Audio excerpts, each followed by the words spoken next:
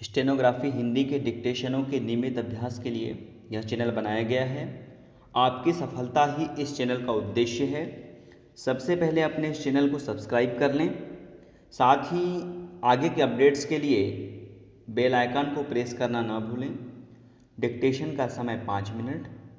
Ready, start. महोदय, हमने ऐसा प्रयास ही नहीं किया कि किसी परियोजना को एक ऐसा संयुक्त उद्यम माना जाए जिसमें उसके निर्माता, श्रमिकों, वहाँ रहने वाले अन्य मजदूरों, वैज्ञानिकों, प्रबंधकों तथा अन्य संबद्ध लोगों को भागीदारी का अनुभव हो।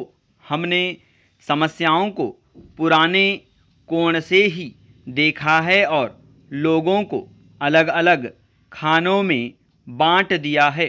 इसलिए ये झूठे विभाजन समाप्त होने चाहिए।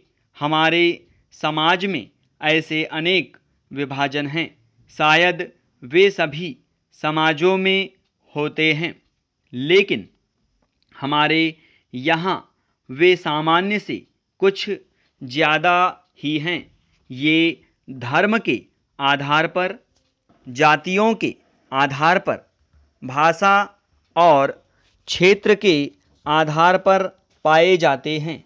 एक व्यक्ति और एक वर्ग को दूसरों से अलग करने वाली अनेक तरह की दीवारें हैं और इन सब विभाजनों से हमारा राष्ट्र कमज़ोर हुआ है। स्वतंत्रता आंदोलन के दौरान इन विभाजनों का इस्तेमाल हमारी एकता को तोड़ने के लिए किया जाता था। आज भी इन्हें उन लोगों को कमज़ोर बनाने के लिए काम में लाया जाता है जो एक होकर खड़े होना चाहते हैं, जो भिन्न भिन्न जातियों और धर्मों के होते हुए भी एक ही उद्देश्य से प्रेरित हैं। हमें यह सावधानी रखनी होगी कि ऐसे लोगों के समूह को कोई भी कमज़ोर न कर सके। हमें ऐसे वर्गों का और विस्तार करने की कोशिश करनी चाहिए जिससे उनके अंतर्गत हमारे और भी अधिक ऐसे लोग आते जाएं जो एक विशेष उद्देश्य को पूरा करने के लिए कृत संकल्प हों, क्योंकि यही देश के हित में है।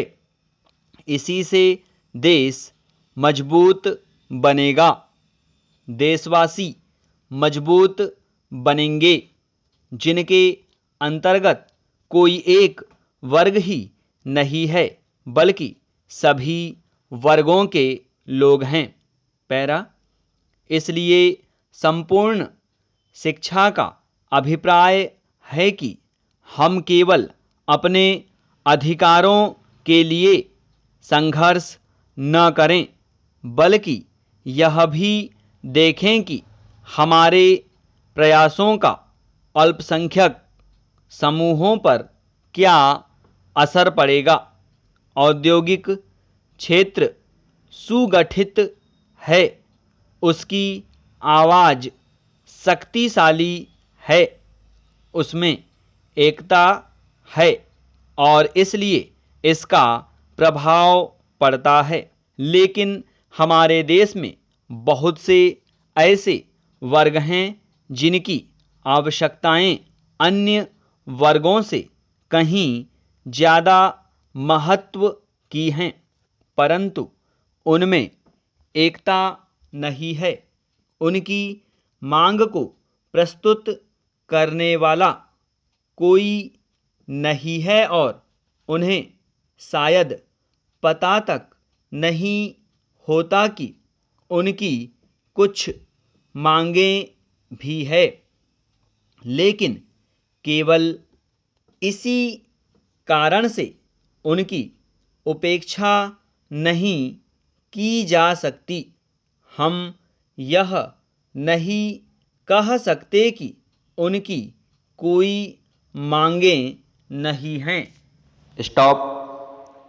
अब अपने लिखे गए डिक्टेशन को 5 मिनट या इससे कम समय में पढ़ने का अभ्यास करें।